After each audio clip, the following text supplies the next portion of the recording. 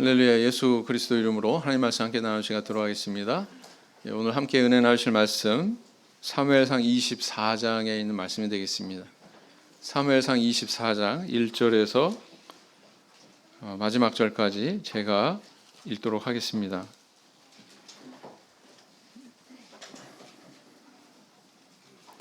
사울이 블레셋 사람을 따르다가 돌아오매 혹이 그에게 고하여 가로되 보소서 다윗이 엥게디 황무지에 있더이다. 사울이 온 이스라엘에서 택한 사람 3,000을 거느리고 다윗과 그의 사람들을 찾으러 들염소 바위로 갈새 길가 양의 우리에 이른즉 굴이 있는지라 사울이 그 발을 가리우러 들어가니라. 다윗과 그의 사람들이 그 굴 깊은 곳에 있더니 다윗의 사람들이 가로되 보소서 여호와께서 당신에게 이르시기를 내가 원수를 내 손에 붙이리니 내 소견에 선한 대로 그에게 행하라 하시더니 이것이 그 날이니이다. 다윗이 일어나서 사울의 겉옷자락을 가만히 베니라. 그리한 후에 사울의 옷자락 뱀을 인하여 다윗의 마음이 찔려 자기 사람들에게 이르되 내가 손을 들어 여호와의 기름 부음을 받은 내 주를 치는 것은 여호와의 금하시는 것이니 그는 여호와의 기름 부음을 받은 자가 됨이니라 하고 다윗이 이 말로 자기 사람들을 금하여 사울을 해치지 못하게 하니라. 사울이 일어나 굴에서 나가 자기 길을 가니라. 그 후에 다윗도 일어나 굴에서 나가 사울의 뒤에서 외쳐 가로되 내 주 왕이여 하매 사울이 돌아보는지라 다윗이 땅에 엎드려 절하고 사울에게 이르되 다윗이 왕을 해하려 한다고 하는 사람들의 말을 왕은 어찌하여 들으시나이까? 오늘 여호와께서 굴에서 왕을 내 손에 붙이신 것을 왕이 아셨을 것이니이다. 혹이 나를 권하여 왕을 죽이라 하였으나 내가 왕을 아껴 말하기를 나는 내 손을 들어 내 주를 해치 아니하리니 그는 여호와의 기름 부음을 받은 자가 됨이니라 하였나이다. 나의 아버지여 보소서 내 손에 있는 왕의 옷자락을 보소서 내가 왕을 죽이지 아니하고 겉옷자락만 베었은즉 나의 손에 악이나 죄가가 없는 줄을 아실지니이다. 왕은 내 생명을 찾아 해하려 하시나 나는 왕에게 범죄한 일이 없나이다. 여호와께서는 나와 왕 사이를 판단하사 나를 위하여 왕에게 보복하시려니와 내 손으로는 왕을 해하지 않겠나이다. 옛 속담에 말하기를 악은 악인에게서 난다 하였으니 내 손이 왕을 해하지 아니하리이다. 이스라엘 왕이 누구를 따라 나왔으며 누구를 쫓나이까? 죽은 개나 벼룩을 쫓음이니이다. 그런즉 여호와께서 재판장이 되어 나와 왕 사이에 판결하사 나의 사정을 살펴 신원하시고 나를 왕의 손에서 건지시기를 원하나이다. 다윗이 사울에게 이같이 말하기를 마침에 사울이 가로되 내 아들 다윗아 이것이 내 목소리냐 하고 소리를 높여 울며 다윗에게 이르되 나는 너를 학대하되 너는 나를 선대하니 너는 나보다 의롭도다. 내가 나 선대하는 것을 오늘 나타내었나니 여호와께서 나를 내 손에 붙이셨으나 내가 나를 죽이지 아니하였도다. 사람이 그 원수를 만나면 그를 평안히 가게 하겠느냐? 내가 오늘날 내게 행한 일을 인하여 여호와께서 내게 선으로 갚으시기를 원하노라.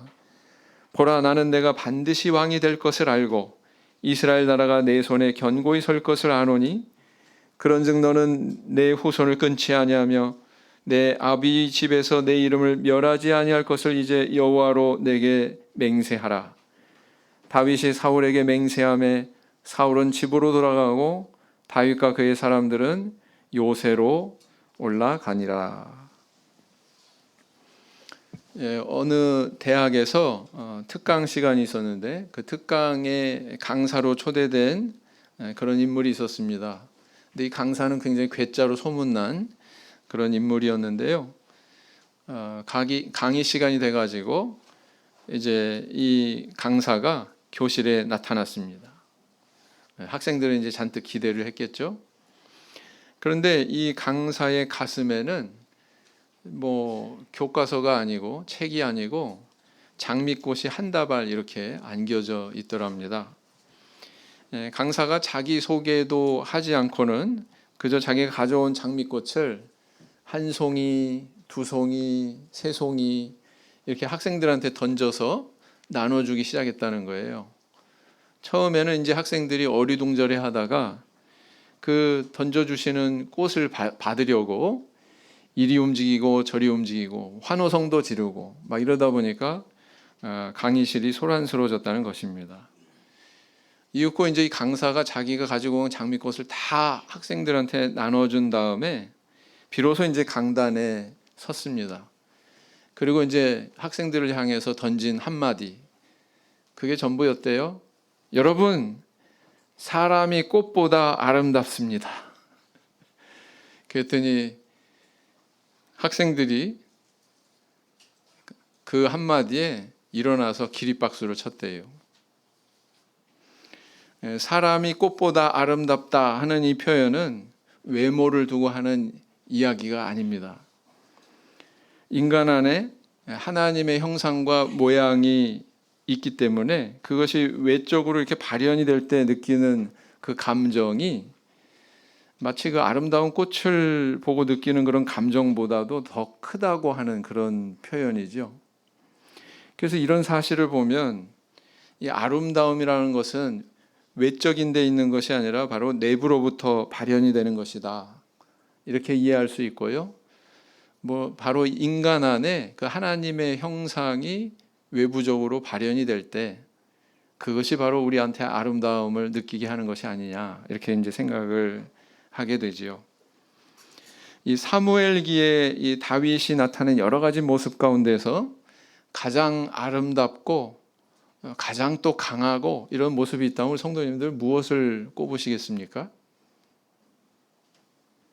그것은 다윗이 골리앗을 물리친 그런 순간도 있고 또 요나단 왕자와 자기 생명처럼 그렇게 서로 우정과 사랑을 나누는 모습도 있지만 사울 왕을 끊임없이 용서하고 용납하는 그런 모습이 아닐까요? 리치터라고 하는 사람이 이렇게 말했다 그래요. 사람이 용서받기 위해서 하나님께 기도할 때 그리고 또 남을 용서할 때보다 더 아름다운 순간은 없다.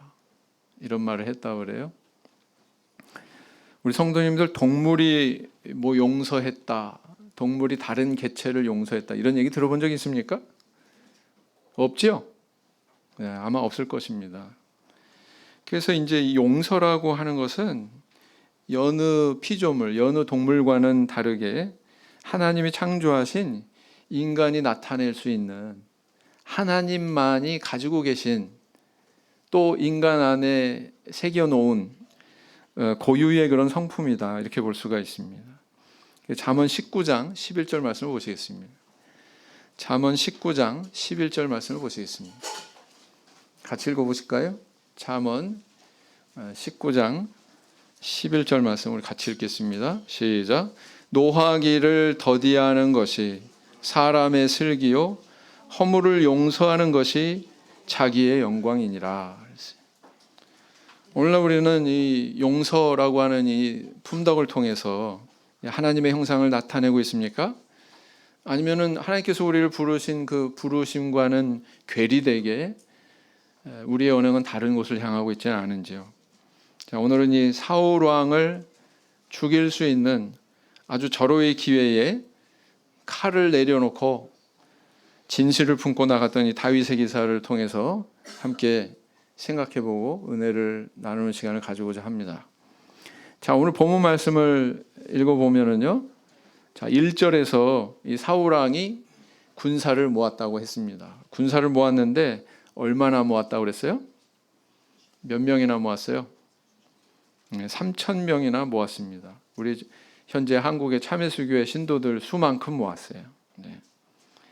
근데 그 군사를 그냥 단순히 택한 사람 3,000 이렇게 표현하고 있는 것으로 봐서 자, 이 3,000은 그냥 군사가 아니었구나 라는 것을 알 수가 있습니다. 택한 사람 3,000. 네. 아마도 정의의 멤버였을 거예요. 정의의 멤버. 사울이 군사를 선택한 목적은 뭐였습니까? 블레셋의 약탈을 방지하기 위해서 백성들을 보호하기 위해서 뽑았습니까? 아니요. 다윗을 체포하고 그를 죽이기 위해서 이 사람들을 불러 모았다라는 것입니다. 그래서 이 정예 부대를 꾸리고 다윗을 색출해서 체포하고 죽이려고 하는 출정한 어느 날 오히려 사울 왕이 다윗에 의해서 죽을 수도 있는 그런 상황이 벌어지게 되지요. 다윗 일행이 동굴에 숨어 있을 때 사울 왕이 홀로 그 동굴 안에 들어가게 된 것입니다. 왕이 혼자서 이렇게 뭐 호위병이 있는 것도 아니고 아마 자기 무기도 다 내려놨을 거예요. 혼자서 이 굴에 들어간 목적이 뭐였습니까? 성경이 뭐라고 기록하고 있냐면은 3절 말씀에 발을 가리우러 들어갔다 이렇게 기록하고 있습니다. 발을 가리우러 들어갔다. 이게 무슨 뜻일까요? 이것은 이스라엘 사람들의 복식, 복장과도 관련이 있습니다. 이 사람들은 이 남자들도 이렇게 발목까지 길게 이렇게 내려오는 그런 의복을 입거든요. 그래서 이제 만약에 이렇게 쭈그리고 앉으면 무릎을 굽히고 이렇게 쭈그리고 앉으면 어떻게 될까요? 그 긴 옷이 발을 통째로 다 가려버리게 되겠죠. 네. 그래서 사람이 용변을 보게 되면 필히 앉아야 되고 앉게 되면은 옷이 발을 가리우게 된다라는 거예요.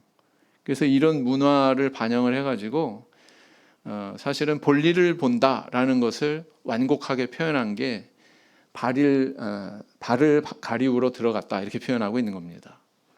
우리도 뭐 직접적으로 표현하지 않잖아요, 그죠? 뭐 볼일 보러 갔습니다, 뭐 이렇게 표현하지 않습니까? 이스라엘 사람들도 마찬가지라는 거예요.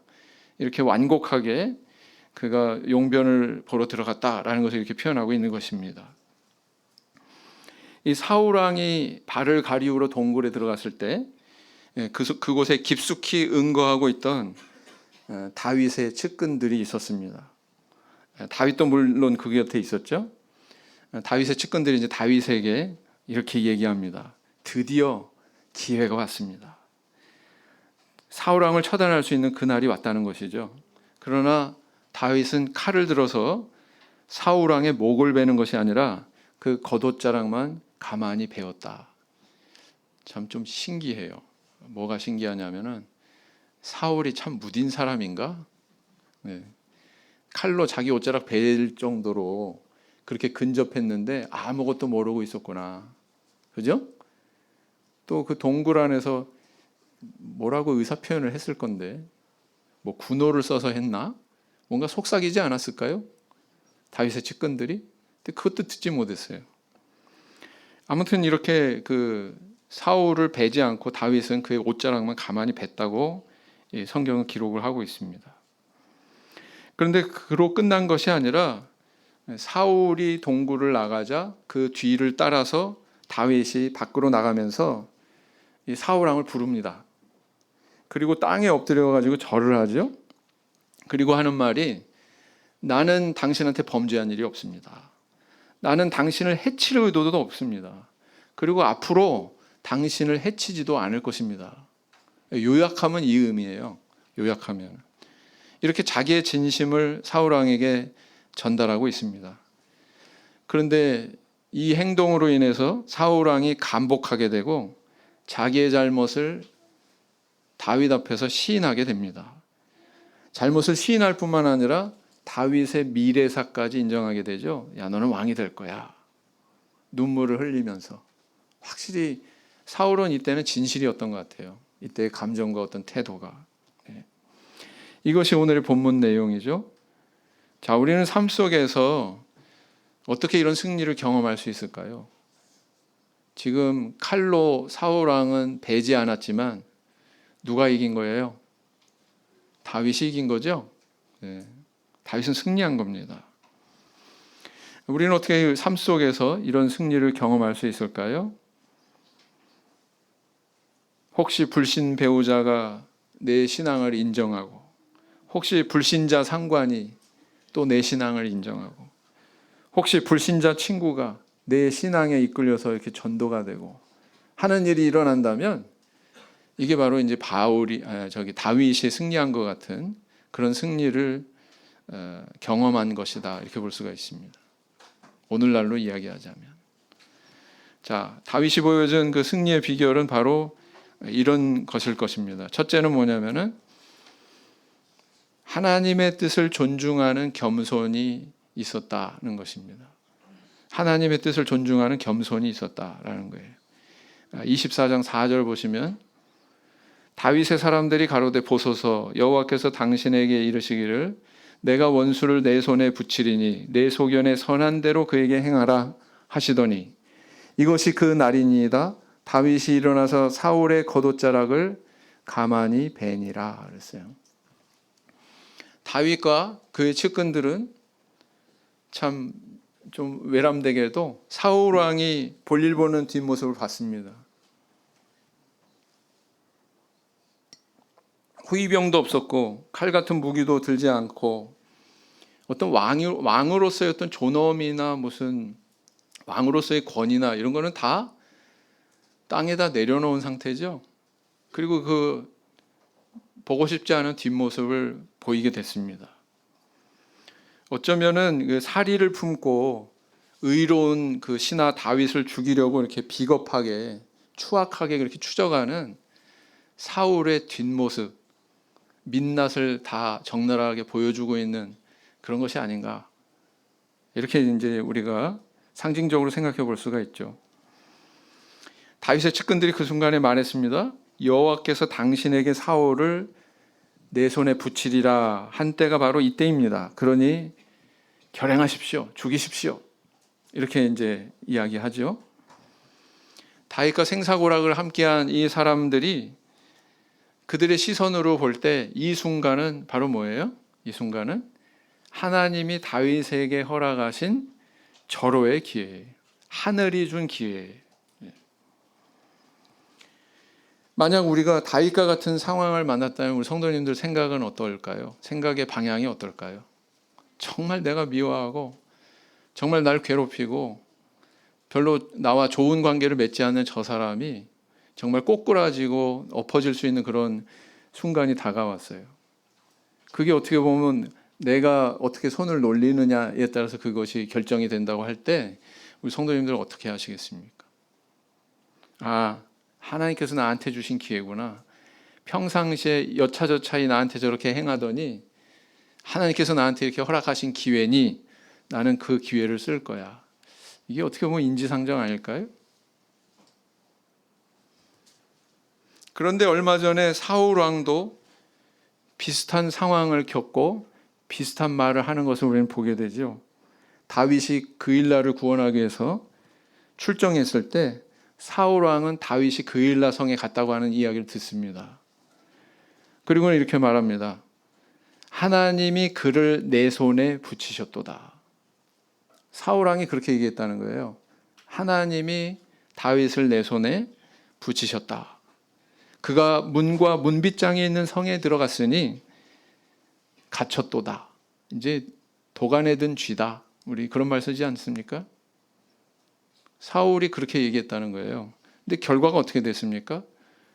사울 왕의 손에 붙여졌어요? 아니요. 네. 사울 왕은 다윗을 해치지 못했습니다. 다윗이 그의 손에 붙여진 것이 아니었구나. 사실은 사울이 잘못 읽었구나 라는 것을 우리는 알게 됩니다. 이 사울 왕이 다윗에 대한 이런 기회를 하나님의 인도와 섭리로 여긴 것처럼 또 다윗의 측근들이 사울 왕이 동굴에 이렇게 들어와서 볼일 보는 그 순간이 하나님의 인도와 섭리로 이루어졌다고 생각한 것처럼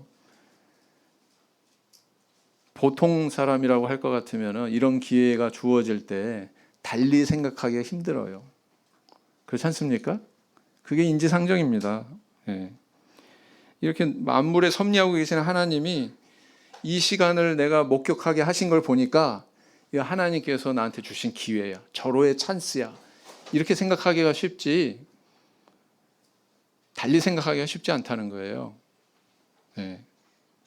아마 불신자들도 그렇게 생각하기가 쉬울 겁니다. 하나님 믿는 성도도 그렇게 생각하기가 쉬울 거예요. 아마 누구라도 그렇게 생각할 겁니다. 네. 어쩌면 다윗도 순간적으로 야, 저 사람만 없으면 나 고생 끝인데 더 이상 도망 안 다녀도 되는데 나와 동행하는 저 나의 측근들 더 이상 고생시키지 않아도 되는데 그래 하나님이 주신 기회야. 그리고 결행했을 수도 있잖아요. 그렇죠? 근데 그 마음을 따르지 않았다는 거예요. 네. 다윗은 칼로 사울을 죽이지 않았습니다. 그리고 그 이유에 대해서 그가 이렇게 밝히고 있습니다. 사무엘상 24장 6절 말씀을 보겠습니다. 사무엘상 24장 6절 말씀을 보시겠습니다.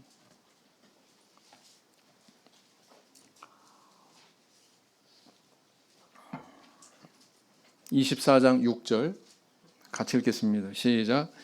자기 사람들에게 이르되 내가 손을 들어 여호와의 기름 부음을 받은 내 주를 치는 것은 여호와의 금하시는 것이니 그는 여호와의 기름 부음을 받은 자가 됨이니라 하고 그랬습니다. 다윗은 사울 왕이 하나님의 기름 부음을 받은 자이기 때문에 나는 죽일 수 없다. 이렇게 지금 고백을 하고 있죠. 바로 이 부분에서 이 다윗의 의로운 성품이 드러나고 있습니다. 사실 사울 왕이 이렇게 기름 부음 받아서 왕으로 세워진 것처럼 다윗도 사무엘로부터 기름 부음 받고 앞으로 왕이 될 예약이 된 인물이에요. 그렇지 않습니까? 네. 만약 다윗이 사울 왕을 죽인다는 것은 뭘 의미합니까? 그렇게 된다면 자기도 남의 손에 의해서 죽을 수 있다는 것을 의미하는 거죠. 내가 기름 부음 받은 자를 존중하지 않는다면 나도 존중받을 수 없다. 그런 뜻이에요. 근데 다윗은 그런 길을 선택하지 않았다는 것입니다. 기름 부음 받은 자로서 사울을 존중했고 그것은 결과적으로 자기를 존중한다. 똑같이 기름 부음 받은 자기 자신을 존중한다는 의미였다라는 것입니다. 기름 부음 받는다는 것은 오늘날 우리에게 어떤 의미가 있습니까? 우리 성도님들 다 기름 부음 받으셨죠? 그게 뭘 의미합니까? 우리 김정순 모친 2주 전에 기름 부음 받으셨죠? 뭐 받으셨어요? 성령 받은 걸 기름 부음 받았다 이렇게 표현하고 있습니다. 신약에서는. 네. 우리 성도님들이 다른 성도와의 관계에서 어떤 의식의 바탕에서 관계를 맺고 살고 있습니까? 내가 기름 부음 받아서 하나님의 자녀가 된 것처럼 다른 성도들도 하나님으로부터 기름 부음 받아서 하나님의 자녀가 된 존재다. 이거를 인정하면서 들어가는 거거든요. 네. 그래서 이제 성도가 이 교회 생활하고 또 가정 생활하고 뭐 이웃과 같이 이렇게 사귐의 관계를 맺고 하는 데에서 이 인식의 바탕 위에 올바른 관계가 세워지는 거예요. 이 인식으로 인해서 상대를 존중하는 그런 마음의 기준을 세우는 거예요. 그렇습니다. 만약에 그렇게 될 때 우리는 부부간에도 함부로 말하지 않고 함부로 대하지 않고 또 함부로 다른 이웃을 판단하지도 않고 함부로 비난하지도 않고 할 수 있게 되는 거죠. 왜요? 이렇게 함부로 하는 것들은 다 사실은 칼을 휘두르는 것이기 때문에. 그러지 않으려면 존중의 마음이 기초가 돼야 되는데 그것은 바로 저분은 기름 부음 받은 존재다. 이 의식에서부터 출발이 된다는 것입니다. 부디 우리 성도님들 다 이런 인식의 기초 위에 우리 성도의 윤리의 정신을 세워나가시는 저 성도님들 되시길 원합니다. 네. 두 번째는 뭐냐면은 진실을 전달하려는 용기와 겸손이 있었다는 거예요. 진실을 전달하려는 용기와 겸손이 있었다는 것입니다. 24장 8절을 보시겠습니다. 그 후에 다윗도 일어나 굴에서 나가 사울의 뒤에서 외쳐 가로되 내 주 왕이여 하매 사울이 돌아보는지라 다윗이 땅에 엎드려 절하고 그랬어요. 아마 다윗의 측근들의 눈에 사울 왕은 굉장히 햄릿처럼 의유부단한 사람 아닌가 이렇게 보였을지 모르겠습니다.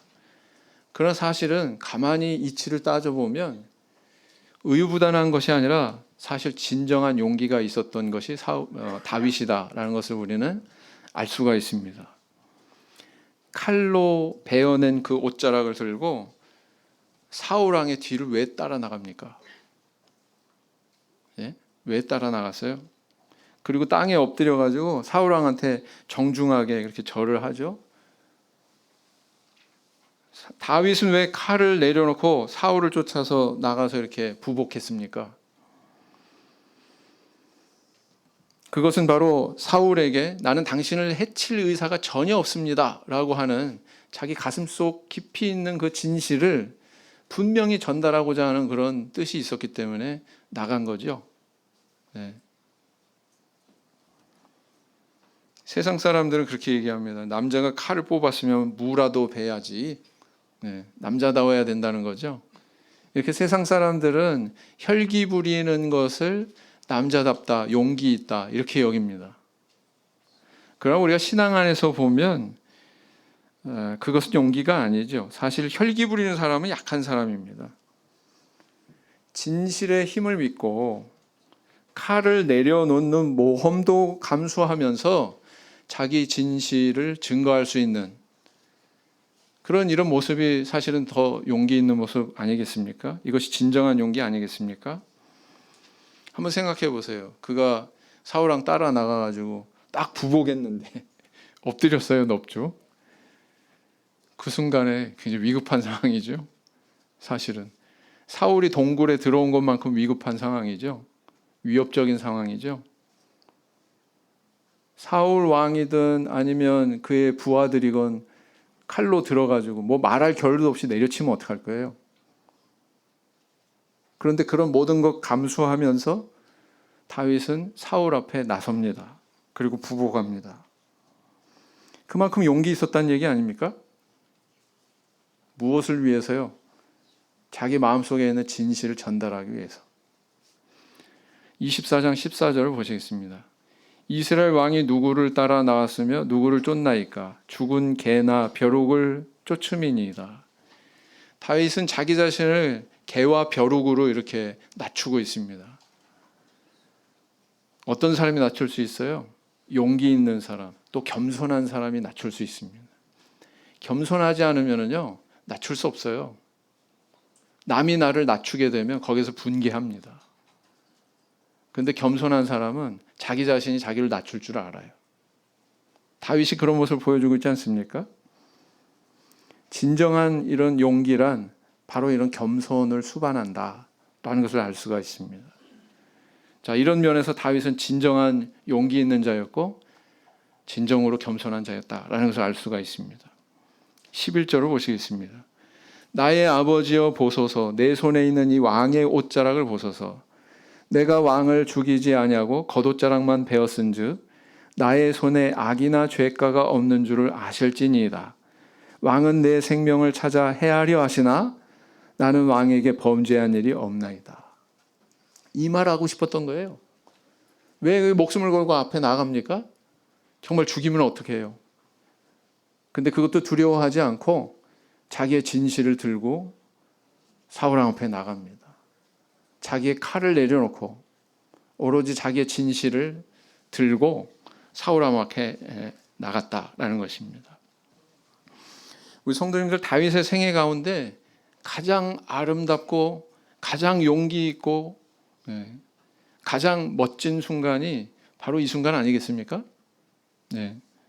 골리앗을 때려 눕힌 순간도 아니고 요나단과 깊은 우정을 나누는 그런 순간도 소중하지만 사울을 죽일 수 있는 이런 절호의 기회에 자기 칼을 내려놓고 오히려 진실을 위해서 사울 앞에 나갈 수 있었다. 저는 이게 가장 아름다운 모습이 아니었나 이렇게 생각을 합니다. 그렇게 생각하는 이유는 또 왜냐하면 이 다윗의 이 행동이 칼로는 불가능한 결과를 가져왔기 때문입니다. 칼로는 불가능한 결과를 가져왔기 때문에. 어떤 결과를 가져왔어요? 사울왕이 변화됐어요. 우리 애들한테 하는 말 있잖아요. 우리 모모가 달라졌어요. 그런 표현 쓰지 않습니까? 우리 사울이 달라졌어요. 사울왕이. 그는 울음을 터뜨립니다. 사울 왕이 울음을 터뜨렸어요.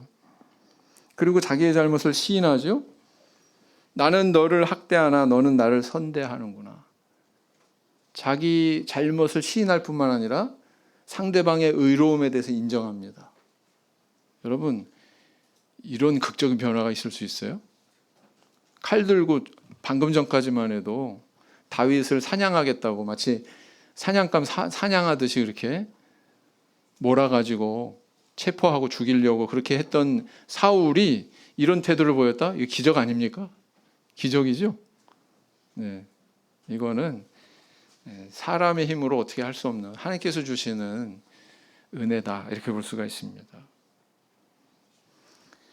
성도님들 혹시 타인과 껄끄럽고 부담스럽고 괴로운 그런 인간관계가 있을 수 있습니다. 직장에서 그럴 수 있고요. 가족 간에도 그럴 수 있고요. 네, 그럴 수 있다고 봅니다. 그런데 나를 해하려 하거나 미워하거나 뒤에서 비난한다고 생각되는 그런 사람이 나타나면 우리는 의뢰히 어떻게 행동합니까? 동굴 안으로 들어가죠. 다윗처럼. 의식의 동굴 안으로 들어가 버립니다. 더 이상 교제도 안 하고 관계도 안 하고 쳐다보고 싶지도 않으니까 어떻게 해요? 자기 혼자 그냥 의식의 동굴 안에 들어가서 단절된 그런 삶을 선택하게 된다라는 것입니다. 그럼 거기만 계속 거하면 어때요? 상황이 해결이 됩니까? 안 됩니까? 해결이 안 되는 거죠. 다윗이 동굴 밖으로 이렇게 나올 수 있는 것처럼 우리 성도님들도 때로는 용기를 내어서 그 의식의 동굴에서 나올 줄 알아야 상황이 해결된다는 거예요. 우리 교회 한 성도님이 직장 동료하고 인간관계가 굉장히 좋지 않았습니다. 그래가지고 발언만 하면은 반대되는, 받아치는 발언하고요. 뭔가 일을 해도 꼭 이 사람 때문에 부딪히고요. 그러다 보니까 참 내가 이 직장 계속 다녀야 되나? 도대체 저 사람이 왜 날 이렇게 미워하지? 이유가 뭐지? 계속 생각하게 된다는 거예요. 참 말하기도, 말 걸기도 두렵고 뭔가 이렇게 접근하기도 참 꺼려지는 그런 인물이 있었다고 합니다. 근데 이제 이분이 마음을 좀 고쳐 먹었어요. 내가 먼저 다가가 보자. 내가 먼저 다가가 보자. 그래서 그 사람하고 언제 그 말을 걸게 돼가지고 우리 식사나 한번 합시다. 이렇게 얘기했다는 거예요. 그래서 식사를 하면서 그분이 왜 그렇게 행동하고 그렇게 생각해 왔는지에 대해서 이제 좀 알게 됐다는 거예요. 우연한 계기에 우리 성도님이 하는 발언을 듣고는 좀 오해를 했었습니다. 그래가지고 저 사람은 좀 못 말릴 사람, 건방진 사람, 자기 생각만 하는 사람, 이런 인식이 탁 씌워져 버린 거예요. 근데 그렇게 이제 같이 식사하는 자리를 가진 이후에 전혀 다른 소문이 돌기 시작했습니다. 모 직원 말이야. 내가 같이 밥도 먹고 그랬는데 그 사람 괜찮더라고. 나 전에는 이렇게 생각했는데 사실은 저러한 사람이더라. 이런 소문이 돌더래요. 그래가지고는 완전히 이제 인식이 바뀌어 버린 거예요. 인간관계 해결이 된 겁니다. 네. 그런 간증을 들은 적이 있거든요. 우리 성도님들은 어떻습니까? 혹시 동굴 속에서 혼자 살고 계시지 않습니까? 충청도는 좀 동굴이 좀 큰 것 같아요. 그죠? 그러면 문제가 해결이 안 됩니다. 우리 성도님들은 어떤 마음으로 우리 삶 속에서 이런 상황에 임하고 있습니까? 사랑의 마음에는 두려움이 없어야 된다고 그러죠. 진실하면 가까워질 수 있다고 그렇게 이야기하고 있습니다. 믿음과 용기로 두려움을 이겨낼 줄 아는 우리 성도님들 되시기 바랍니다. 요한일서 4장 18절 말씀을 보시겠습니다.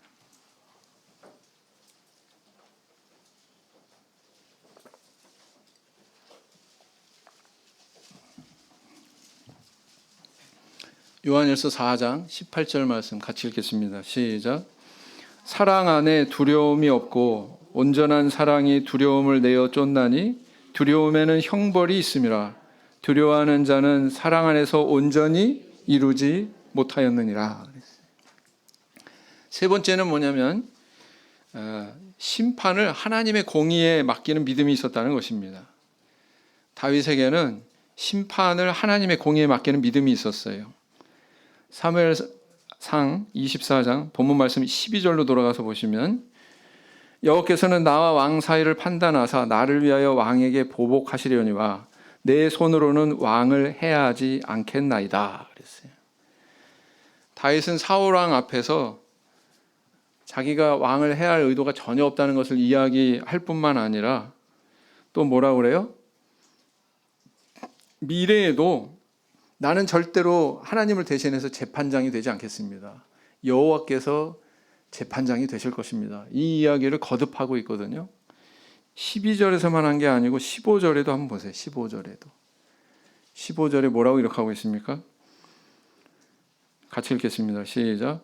그런즉 여호와께서 재판장이 되어 나와 왕 사이에 판결하사 나의 사정을 살펴 신원하시고 나를 왕의 손에서 건지시기를 원하나이다 그랬어요.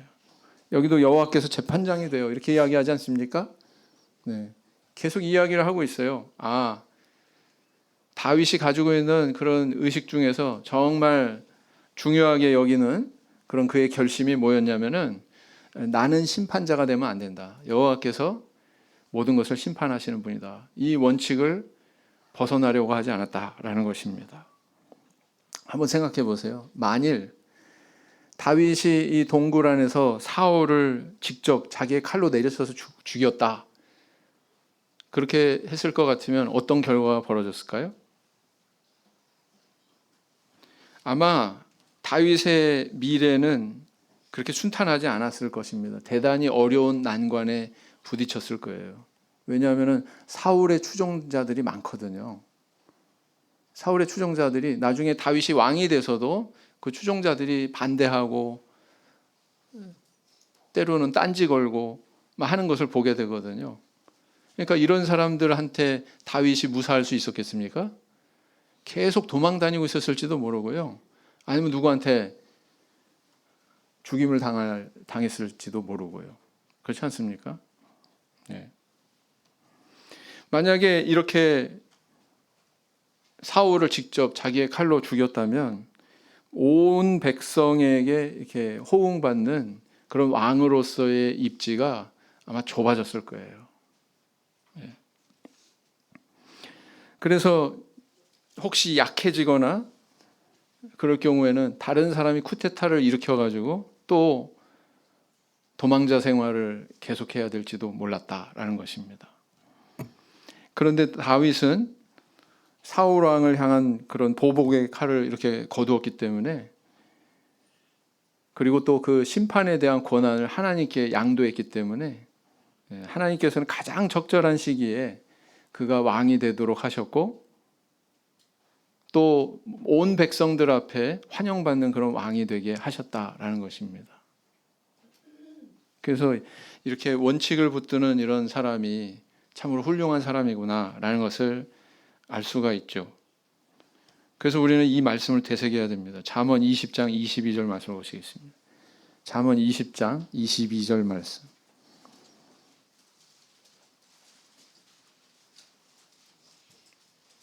잠언 20장 22절 말씀.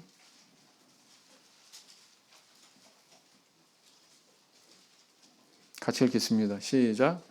너는 악을 갚겠다 말하지 말고 여호와를 기다리라. 그가 너를 구원하시리라. 사울 왕에게 칼을 거두고 진실을 들고 나간 다윗에게 하나님이 내려주신 복이 있습니다. 그 복은 뭘까요? 나중에 왕이 된 거요? 아니요. 그거는 비할 바가 안 되는 그에게 임한 복이 있었습니다. 그것은 바로 뭐냐면은 원수가 그와 화목하게 된 거예요. 원수가 그와 화목하게 된 것, 그것이 가장 큰 복이라고 생각할 수 있습니다. 이 사울 왕이 자기 범과를 인정하고 다윗의 의로움을 인정할 뿐만 아니라 뭐라고 얘기합니까? 요나단 왕자랑 똑같은 얘기예요. 야, 너는 장차 미래의 왕이 될 것이다. 요나단이 그랬잖아요. 근데 사울 왕도 그것을 그대로 이야기를 합니다. 장차 너는 미래의 왕이 될 것이다. 그러니까 미래에 내 자손들 좀 거두어 다고 이렇게 부탁하지 않습니까? 네.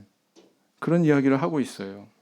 마치 족장 시대의 아브라함 앞에 아비멜렉과 군대장관 비굴이 와서 화친을 청한 적이 있었죠. 그리고 또 이삭의 때에도 역시 아비멜렉과 비굴이 와서 화친을 청하지 않습니까? 네.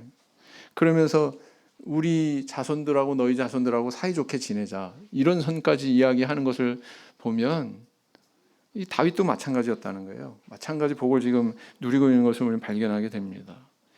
이렇게 사람의 행위가 하나님을 기쁘시게 하면 그에게 하나님이 부어주시는 복이 있는데 그 중에 가장 큰 복이 뭐냐면 원수와 화목하게 되는 거다라는 것입니다. 원수가 많으시죠? 없으십니까? 그러면 참 좋고요. 가정에 있을 수도 있습니다. 뭐 그 노인분들 나오는 그 쇼에서 쇼 프로그램에서 그랬다고 그러죠. 할머니하고 할아버지하고 제스처로 이제 4글자 맞히는 그런 게임이 있는데 뭐라고 그랬다고요? 당신하고 나하고의 관계 정답은 뭐라고 써 있는데 천생연분. 근데 뭐라고 대답했대요? 할머니가 평생 원수.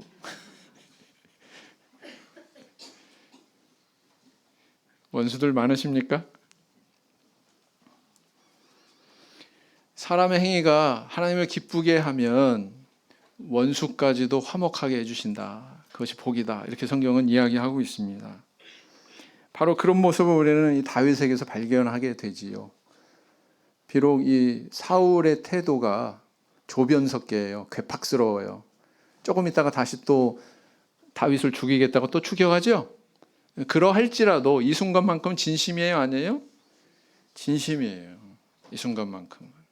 그 진심이 드러난 순간 또 타인들을 생각하면 어떤 효과가 있었을까요?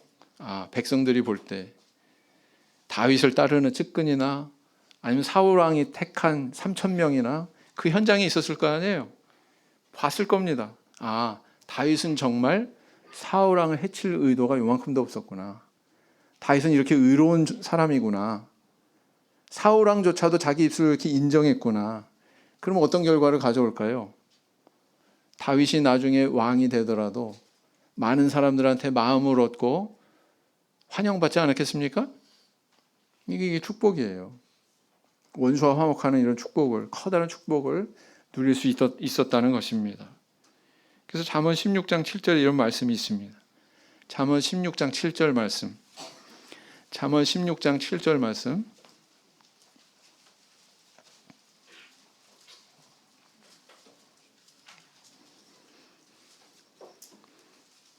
잠언 16장 7절 말씀 같이 읽겠습니다. 시작. 사람의 행위가 여호와를 기쁘시게 하면 그 사람의 원수라도 그로 더불어 화목하게 하시느니라 그랬어요.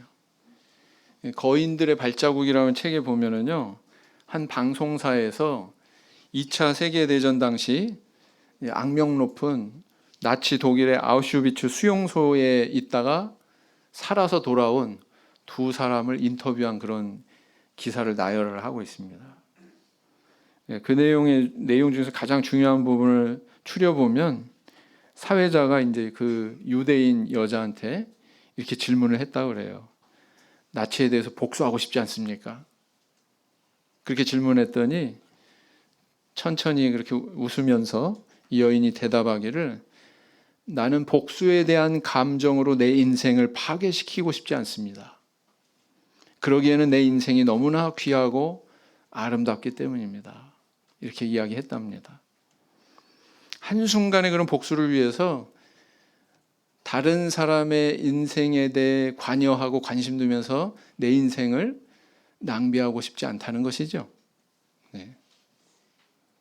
그래서 사실은 나를 괴롭힌 원수에 대해 행할 수 있는 가장 큰 복수는 뭐라고요?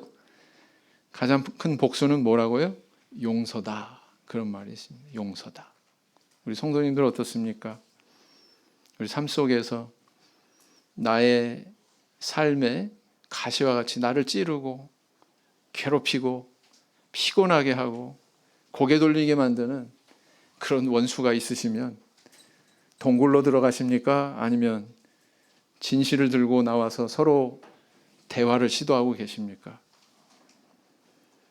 다윗이 보여준 그 동일한 신앙, 저 우리 성도님들의 신앙이 되기를 원합니다. 만약에 그렇게 된다면 하나님께서는 다윗이 누렸던 그 동일한 복을 저와 우리 성도님들한테 부어주실 것입니다. 이와 같은 복을 다 누리시는 저와 우리 성도님들 되시기를 예수님 이름으로 기원드립니다.